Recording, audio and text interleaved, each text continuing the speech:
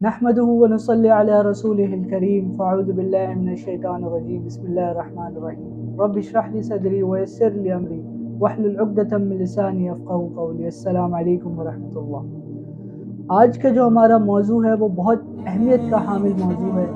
اور آج کا یہ موضوع جو ہے پوری مسلم امہ کے لیے بہت اسینشیل ہے، تو انشاءاللہ ہم اس کو سمجھنے کی کوشش کریں گے۔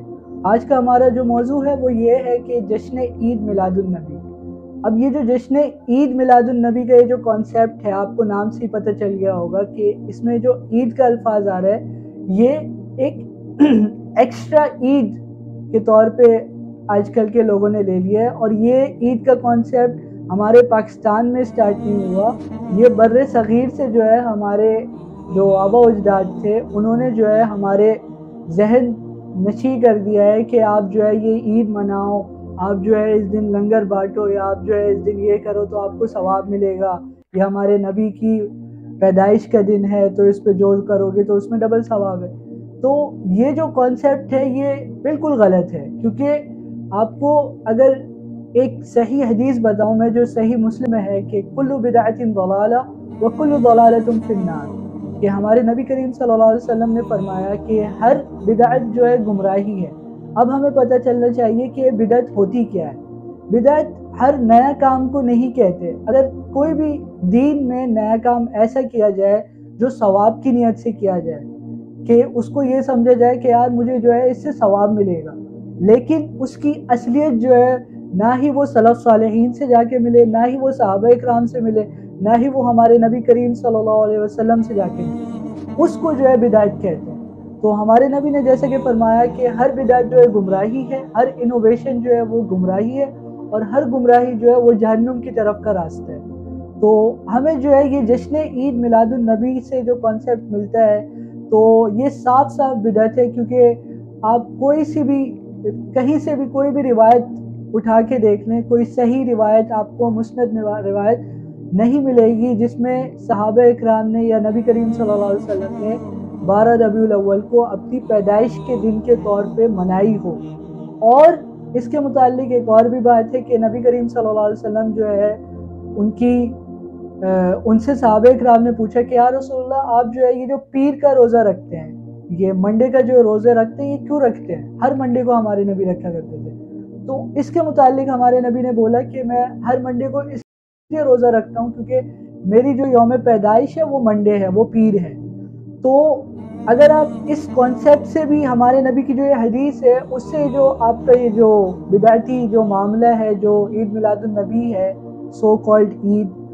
اگر آپ اس کو اگر رکھ کے دیکھیں تو پھر ہمارے نبی نے خود فرمایا ہے کہ عید کے دن جو ہے کوئی روزہ نہ رکھے، اور اگر کسی نے روزہ رکھا بھی ہے تو پھر وہ توڑ دے۔ تو اگر آپ اس دن کو عید کہہ رہے ہیں تو پھر آپ ذرا سوچئے، غور کیجئے کہ ہمارے نبی کریم صلی اللہ علیہ وسلم خود اس دن پیر کے دن جو ہے وہ روزہ رکھا کرتے تھے۔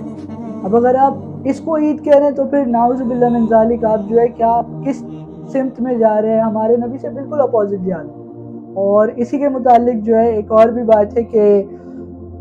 تمام علماء کا جو ہے اس بات پہ اتفاق ہے کہ تمام نہیں، کم و بیش زیادہ تر علماء کا اس بات پہ اتفاق ہے کہ 12 تاریخ جو ہے وہ یوم وفات ہے، کیونکہ ہمارے نبی جس دن پیدا ہوئے وہ تاریخ جو ہے وہ تھی 571 عیسوی، اور 20 یا 22 اپریل کا دن تھا۔ اور اس حوالے سے جو ہے یہ بھی ہے کہ اس زمانے میں جو ہے وہ ہجری کا کیلنڈر یا جو مسلم کیلنڈر ہے وہ اس زمانے میں نہیں تھا، کیونکہ ہجری کا جو کیلنڈر ہے وہ ہمارے نبی کی ہجرت کے بعد بنا ہے۔ اس میں بھی اللہ تعالیٰ کی کوئی نہ کوئی حکمت ہے کہ اللہ تعالیٰ نے جو ہے ہمارے نبی کی یوم پیدائش کو چھپا کے رکھا، ظاہر نہیں ہونے دیا۔ اور اسی کے متعلق صحابہ اکرام کے دور میں جو ہے وہ لوگ بھی حیات تھے جنہوں نے ہمارے نبی کریم صلی اللہ علیہ وسلم کا بچپنا دیکھا تھا، جیسے کہ ابو طالب۔ تو اگر اس دن کی کوئی اہمیت ہوتی یا ثواب کے حوالے سے کوئی بھی اہمیت ہوتی تو صحابہ اکرام جو ہے ان سے ڈائریکٹ پتہ کر سکتے تھے کہ ہمارے نبی کی کس دن پیدائش ہوئی، لیکن انہوں نے ایسا کچھ نہیں کیا، بلکہ وہ کیا کرا کرتے تھے، ہمارے نبی کی اتباع کرتے تھے۔ ہمارے نبی جو چیز کر رہے ہوتے تھے وہ ایز اٹ از اسی چیز کو فالو کر رہے ہوتے تھے۔ تو میں جو ہے جاتے جاتے آپ کے سامنے سوال یہ ہے کہ اگرچہ آپ اس کو عید میلاد النبی کو صحیح سمجھتے ہیں، تو پھر قیامت کے دن جب آپ اللہ تعالیٰ کے سامنے کھڑے ہوں گے تو پھر آپ کس منہ سے بولیں گے کہ یا اللہ میں نے جو ہے اسی راستے پہ چلا ہوں کہ جس راستے پہ ہمارے نبی کریم صلی اللہ علیہ وسلم اور صحابہ اکرام چلتے تھے۔ اب صحابہ اکرام کا راستہ کیسے صحیح ہے؟ کیونکہ ہمارے نبی کریم صلی اللہ علیہ وسلم نے ایک جگہ پر فرمایا کہ میرے صحابہ جو ہے وہ ستاروں کی مانند ہیں، تو تم کسی کا بھی راستہ اپنا لو، وہ جو ہے تمہیں میرے راستے پہ لائیں گے، وہ سیدھے راستے پہ لائیں گے۔